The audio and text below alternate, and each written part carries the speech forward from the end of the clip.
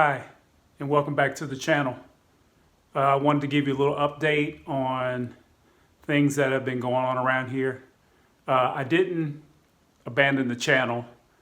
I know it's been probably over a month since I posted any content, but I have been working on my own kind of lo-fi music channel.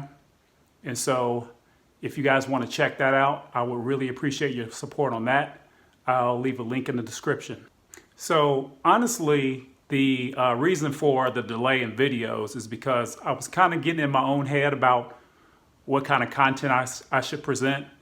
I'm very, very, very meticulous about what I do, and sometimes I kind of overthink everything. So, I was kind of chasing around ideas and things that, I wanted to show, how it is with the internet.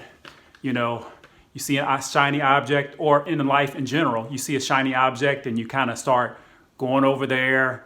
Know how to do Blender, I know how to do ZBrush, I know how to do this kind of thing or that kind of thing, and although I am somewhat proficient in those other softwares and programs and tools, that's not really where, the majority of my life and my experience comes in. So I had to take a step back and reevaluate what I wanted to show you. So I think if I, step back and think about what I really, really, really want to show you, and I think I want to just kind of stick to things related to drawing and sketching and those kind of things. That's kind of where my true heart and passion lie. So moving forward, this channel will probably be geared more around drawing. But I'm not going to promise you that every once in a while I'll jump over to something else or get distracted. But I'm going to try to remember to kind of dial myself back and always kind of come back to drawing. So in this video, I would like to show you how I approach drawing portraits. Lots of times as a kid or growing up, you would have somebody say, hey, can you draw this for me? Or can you draw this person for me? And generally speaking, they're going to probably give you a photograph.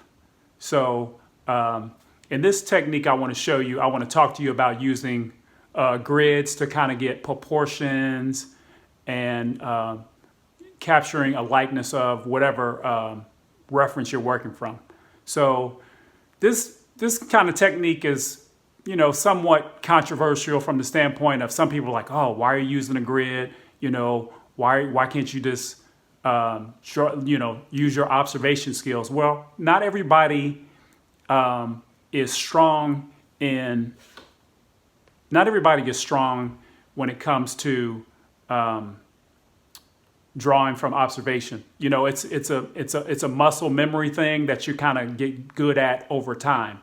So with this technique of using a grid, it's kind of starting to train your eye to see proportions and shapes and angles when it comes to capturing the anatomy of the face.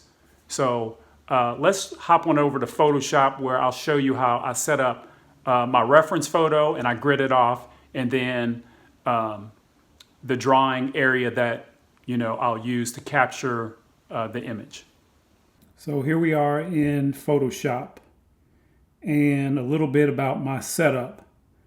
I'm going to set this sketch up to be 8.5 by 11. So a standard size piece of paper, copier paper size.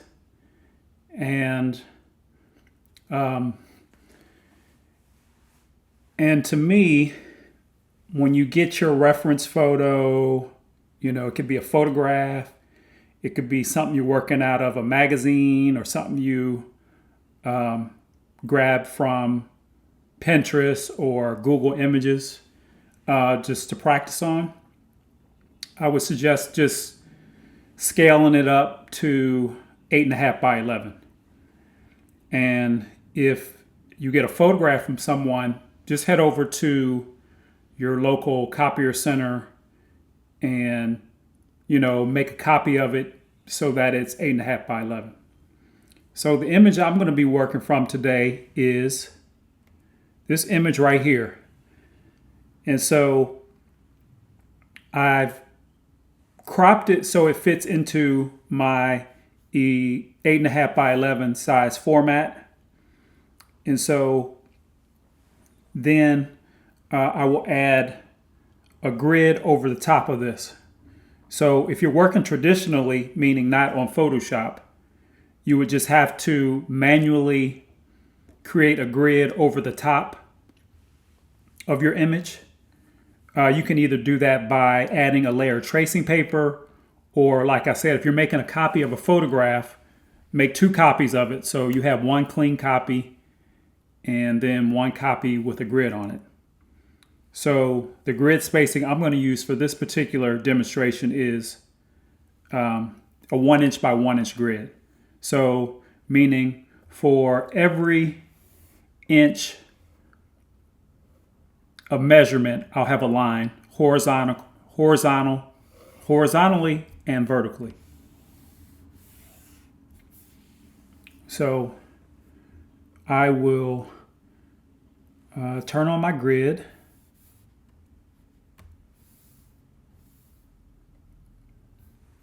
And there's the grid I'll be using.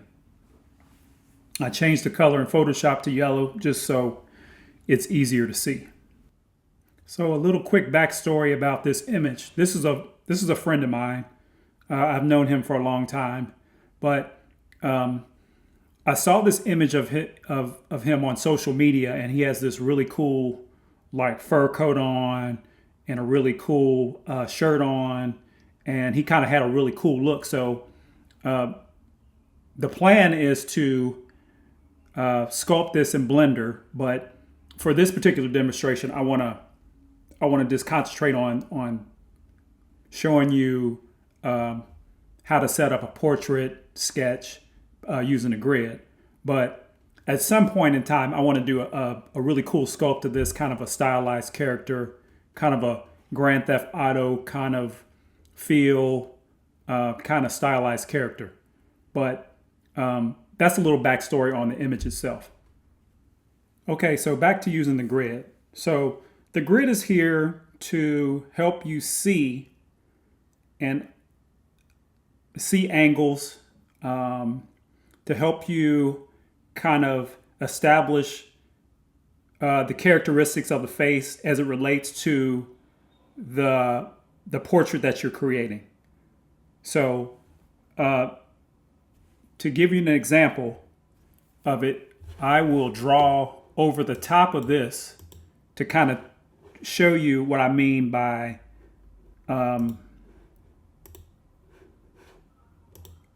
connecting lines and seeing angles. So if I have a grid over an image like this, and then I have my piece of paper, which has the exact same grid on it, then I can use the grid over my image to translate the angles kind of from point to point or line to line so that they match up as close as possible to my reference image, if that makes sense. So it's not necessarily about coming in and going into every single square and plotting from one point to another point to another point, but it is about maybe starting with a point over here and then creating the line over to a point over here, right? And so then you would come from this point and say you want to go from here to over here. So then you know that from here to there, it passes through and touches points along the way. So if you can visualize that there's a point here, there's a point here, and there's a point here, the grid helps you see those points. So it allows you to draw your line through those points and connect and create the shape and do it in an accurate fashion. And the same thing with placing the features on the face. So if I see that, the angle of how his eyes sit on his head, the angle starts from here and goes to here, then I can just find 2 points. In geometry, through any 2 points, there's a straight line. So you want to go from here to here. So now all of a sudden I know where the eyes fit on the face. And you can do the same thing with the nose. So the nose it's kind of floating out in space, but you know that somewhere in this particular square, the side of his nose starts. And then somewhere in this particular square here, the other side of the nose is. So if you kind of find those 2 points and you connect them by a line, now all of a sudden you have the angle of the nose and the angle of the eyes in the correct position, along with at the correct angle to accurately capture the portrait that you're creating. Same, it goes, you keep going. You find angles, this side of the mouth to this side of the mouth, and the points fall within this particular grid spacing. You can count them off, come down, find out that it's right here, and you can find that angle of the mouth.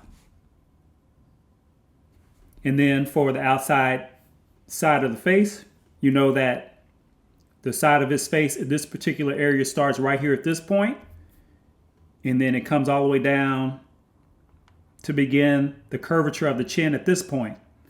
So then you can quickly kind of make a sketch of that line like that. And of course, you're not drawing over your image itself. You are drawing on your own piece of paper. But by doing this, it allows you to begin to train your eye to understand angles and positioning of certain elements of the face on the human head.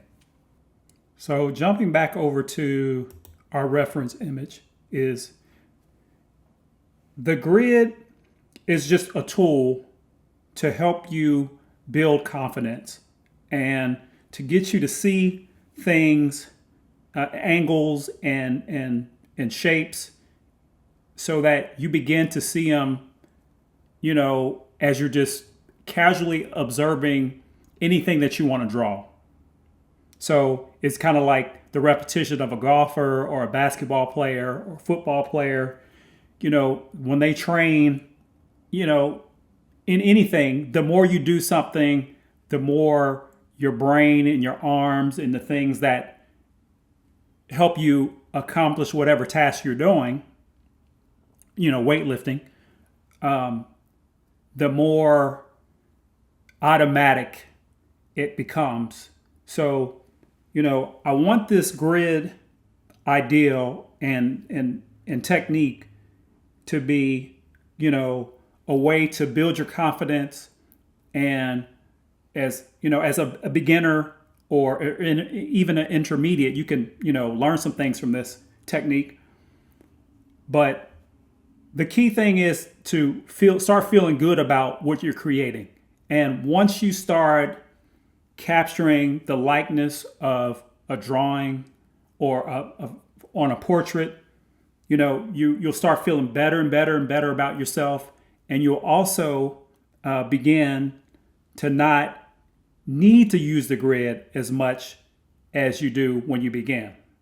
So continuing on with this demonstration. So once you have your image and the grid and you start working, you can come in and you start finding points and connections between things in your image, and it helps you break down the complexity of any image, whether that's a portrait, an animal. This can be used on any subject matter, because you're basically finding angles between places using the grid and blocking everything in.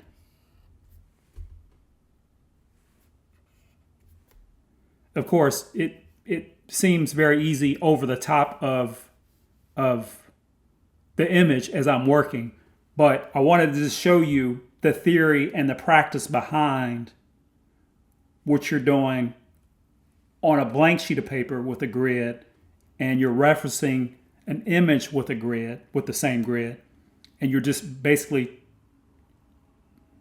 translating the lines and the curves you see on your reference image over to your blank piece of paper until you get all the information you need to create your portrait. So I will jump over to my white blank piece of paper with the grid on it, and I will be referencing the image. Obviously, I'll get rid of the demonstration lines that I was showing you. And on my other monitor, I'll drag this up so I can continue to see it while I'm working. And I will begin to create my sketch version based on the reference image. And so I will change my tool back to a drawing pencil type pen, and so now I have a kind of a pencil stroke that I will begin to capture the reference image using the grid method. So I will probably speed the video up for the sake of time, but just kind of follow along, and I'm looking forward to seeing what you come up with. So continuing on with this Photoshop portrait grid demonstration, I decided to go ahead and set up the reference image and my drawing side image side by side to kind of help you see me create the lines on the drawing side. So what I like to do is look for, to start off, what I like to do is look for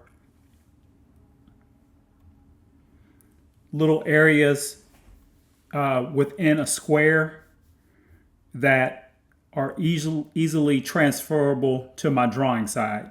So for instance, if you look at this square right here, you can see that there's a little part of the portrait model's head going through that square. So that's an easy mark to find. So I'll just make a like that mark there. And then I'll look for another one over here. That's a little easy mark to find. And then I just kind of go through and see where there's like a little sliver of the shape out of a given square to kind of help me find placement points that I want to draw my lines through. So down here at the chin, there's another one there. I would say those are pretty good ones to start off with. And you can also find them in the negative spaces as well. So like in this square here, there's like this little piece right here that's going to be easy to identify on my drawing side. So I'll switch over to my sketch layer and change to a pencil. And so then I will come over to my drawing side and find the square and make the same marks. So what this will allow me to do, it will allow me to see the points that I need to connect. One there, and then finally the one down here. So what you want to do at this particular stage is really rough in the angles that you see and allow the grid to kind of help you see those angles.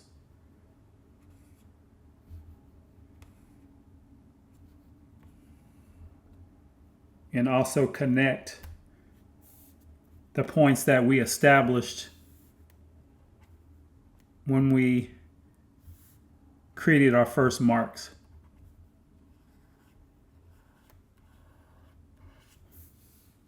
So you're not going to really fall in love with this particular sketch necessarily. This is just the rough sketch to kind of give you the right angles and proportions of what you're trying to capture. So again, we have this shape right here. It's like the bottom of his chin or underneath his chin. And we have this shape here for the ear. And you want to just look at how the shape and the line is interacting within the particular square you're working in. Because that will help you kind of see the shape you need to create.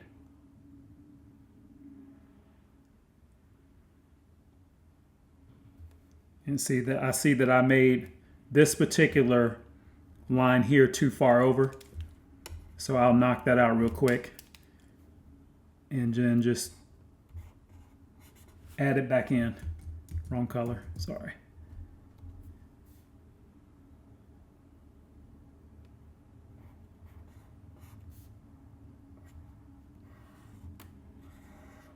Like so.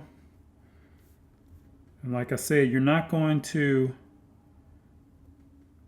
necessarily love what you might see at the beginning of this because it's just a rough sketch. And I'm kind of just following and finding the lines and the angles and then connecting them as I go along. And then I start, for the eyes, I'm not interested in the shape at all. I just want to find how the line of the eyes sit on the face so that I know that it kind of, the left side of his eye starts over here, and then if I track that line all the way across to the other eye and where it kind of hits the fold in the crease of his outer eye kind of hits right here, then I can connect those shapes and know that that's the angle where the eyes will sit. And then the same thing with the nose. I come in here and I start looking at the negative shape that is kind of right here, that the shadow of the nose is creating and the outer edge of the nose. And so then when I go back to the same corresponding box, I'm really just trying to find that shape, because that's going to help me create the angle of the nose. See, that gave me the angle of the nose. And then somewhere in this triangle, that shape that I created is the side of the nose. And then I come over to where the nostril on this side of the grid hits. And I know that I can connect those to find kind of the angle of the nose. And then I'll do the same thing with the mouth. Find where I see it's interacting with the grid shape, and then find another reference point, the outer edge of the mouth, and then connect those lines. So that's giving me the angle of where the mouth is going to go. And so that's what you do. You go around, you look for angles, you look for relationships based on the grid. The grid will help you kind of find exactly where you want to start your points and end your points. It's kind of like the old school game Battleship, where you're trying to just look and find angles and target points to kind of launch your lines from, if that makes sense. If any of you guys have played Battleship, I know I'm a little older than probably most of you, but that was a fun game we used to play as a kid. So you just go around, you continue to find angles, you add them in based on where things are coming through the grid, and you just block them in. So I'll probably speed up the video here for the sake of time, but if you got any questions, drop a comment. If not, I'll probably pop in every once in a while with a few comments or suggestions.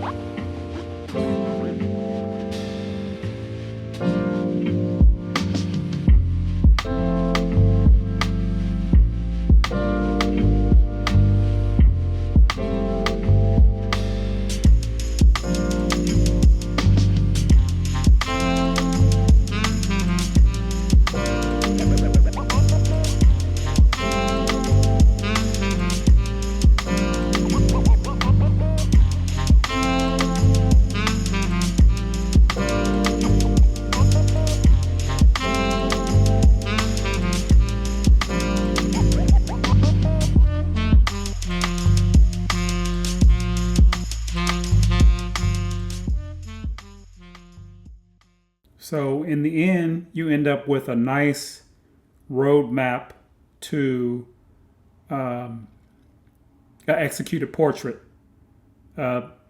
This will be used as a guide to take this portrait in any direction that you want to go, whether that's digital paint, digital drawing, whatever. You could print this out, transfer it to a canvas, and do a traditional painting from it. It's a great tool to use to help you capture the likeness of the individual that you're drawing. And if I hide the grid, you can see that I did a pretty good job of transferring the angles and the placement of the facial features from my reference to my drawing. So if I come over to the reference image and say, highlight this shape of his face and move it over to my reference, to my drawing, that's pretty good. That's pretty close. And if I take another shape, like this particular shape here on his face, and move it over to my drawing, that's pretty good. So again, this is just one technique. This is a great tool to help you lock in and start seeing shapes and angles and where things lie on the face. And so eventually you'll want to move away from the grid and just do it from direct observation, which you'll be able to do in time. But like I said, this is a great way to start practicing your portraits. Like I said at the beginning of the video, lots of times when I was growing up, people wanted me to draw a picture of, their brother, their mom, their grandpa, or whatever, and they would always have a photo. And I would always struggle at the very beginning of my drawing journey with capturing a likeness. But this technique will help you and help you sharpen your skills. So drop a comment. If you run into any problems, feel free to ask me any questions. I'll be glad to help.